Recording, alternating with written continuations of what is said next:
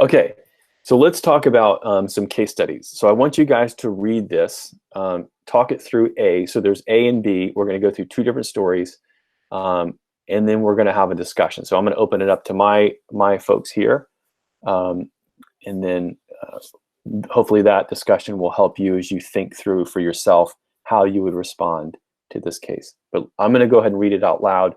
You guys read it where you are. Brad fills out a Connect card and requests prayer. You reach out the same day to pray with Brad. When you call, you notice immediately that he has been crying. Brad is slow to respond to your greeting. His tone is low and soft. You hear him sniffling on the phone. As you ask Brad what he would like to pray about, he lets out a long sigh and says, I don't know. I don't even know if it matters anymore. I missed it. I promised my daughter I would never miss a birthday party. Then, in a voice that is on the verge of cracking, Brad tells you the story of the day he left his then wife and daughter. She was just 5 and was uncontrollably sobbing. Brad and his wife were divorcing. The last words she said to him that day were, Daddy, are you going to come back for my birthday? Brad tells you, now through uncontrollable tears of his own, I told her I would never miss a birthday. Daddy will always love you. For the next 3 minutes, Brad struggles to regain control of his breath and the ability to speak. Because of the pandemic, Brad has to break the promise he made to his daughter, who is now 7 years old. As the call goes on, you find out that Brad has also been laid off from work, and he lives alone in an apartment in Tustin. Okay, so guys, give me, Brad, and Karen, why don't you each give me your quick reflection on what do you see, what do you hear in this case? And then we'll move into how to respond. I see a guy who's really struggling with the broken promises that he's not able to do anything about. So he feels like it's just totally out of control. And he's extremely isolated, living alone in an apartment in Tustin. I mean, he's even having trouble controlling his breath. So there's a lot of struggle going on in here. Okay, that's good. Karen, what do you see? I get the feeling that the promise that he made to his daughter is something he never wanted to break, but I think the root of it is because of the divorce. I think it's probably triggering even a bigger promise that he had made to his wife that he broke, and now he's breaking this promise, and that's part of the pain that he's trying to deal with and the shame. Yeah, you both have pointed out there's deep sadness, but there's a compounding factors. So there's multiple events. So we have the pandemic, which is preventing him from seeing his daughter, but then we have the divorce, the job. Brad, you mentioned the isolation. So you can see there's different factors converging, which are drawing down on his access to emotional and spiritual support because he's alone, which is really the main thing here. Because we don't have any data that although he's lost his job, so there's a threat to his resources. So that I think that has to be factored in consideration. But you can see that his resiliency. So again, abnormal, like having a child's birthday is a normal event. Not being able to go there is an abnormal event brought on by the pandemic, and so he's got to find a way to come back from this, and he's finding it hard. So would you guys think that, okay,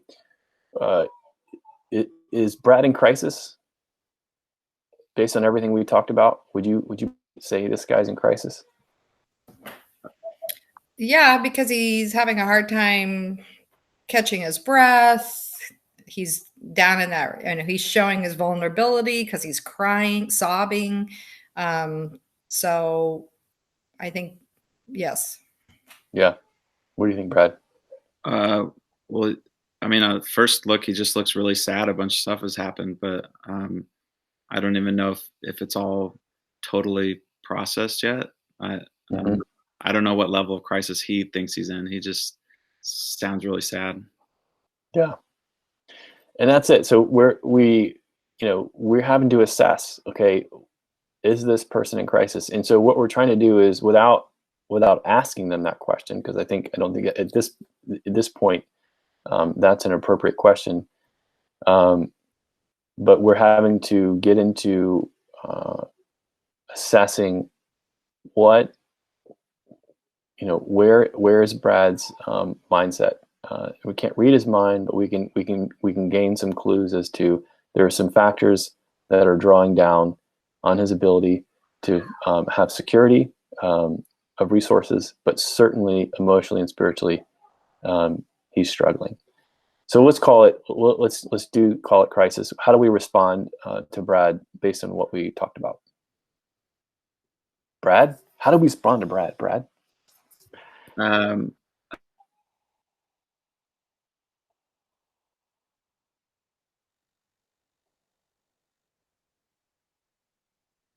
Hey, Brad, you froze on me. Uh-oh. Brad, you froze. Okay, so here's, again, this is I mean, great. and the second, Hang on, bud. You're coming in and out. am I back now? You're back. Go ahead. Oh, I was just gonna say, like, listening seems like the first and most important thing, and then asking him how I can help him in this need, like what kind of help he thinks he needs, or how can I pray with him? That would be okay. Mm-hmm. Yeah, because I mean, think about this. So he's calling because he needs prayer. He filled out a prayer card. So the immediate need that he's expressed is he needs prayer, and really there is no solution, right? That he can access or that we can access in terms of solving the problem. This is one, to your point, where a lot of listening is required, and letting Brad know that he's seen and heard is a part of what will help him move out of the crisis. So let's talk about some things that we wouldn't want to do. Karen, what would you say? This would not be a good idea. I think some people would want to be like, well, at least you've celebrated 6 birthdays. Or think of all the birthdays you're going to get to celebrate. We hear that a lot. Yeah. And nobody needs to hear that right now. We need to just share and be like, wow, this is so hard, and affirm him, and not, oh, you can have her birthday on another day. So I think those are the things that we want to do. We want to get to all the good stuff. And right now we just need to say, I just want to sit with you in your sadness and just listen with you. So I would warn against all the things that you could do later. That's right. And that well said. The things that we could do later. I think that's the most important thing, is knowing that we're trying to diffuse and help him soothe and find footing, but not yet look at solutions. And I think that will be probably the hardest thing for us to, especially in a case like this, where there's some obvious things on the other side of this crisis that could come into play. Having a birthday on another day, but it doesn't take away what Brad has already shared with us, which is, I didn't make the day. And so this isn't about just today. It's about, like you said, Karen, it's about the loss of the divorce. It's about the promise he made, the grief that is there, and that perhaps is unprocessed or undealt with. We don't know, but that might be something when we talk about the connection phase, second, to press into. But the idea is, as we get the call, we get the story, we get the emotions, we understand the crisis, how do we respond?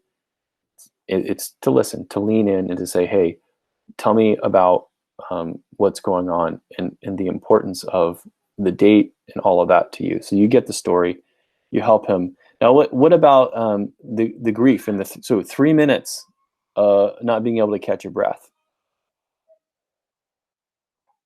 So that might be one of those things where maybe minute 2, we say, hey, because 2 minutes is a long time for someone to sort of,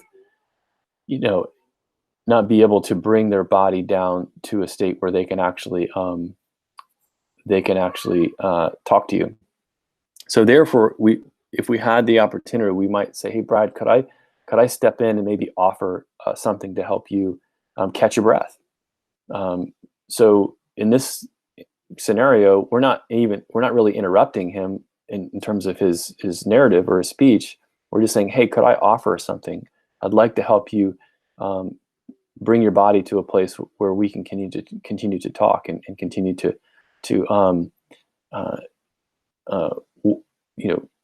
work through this together.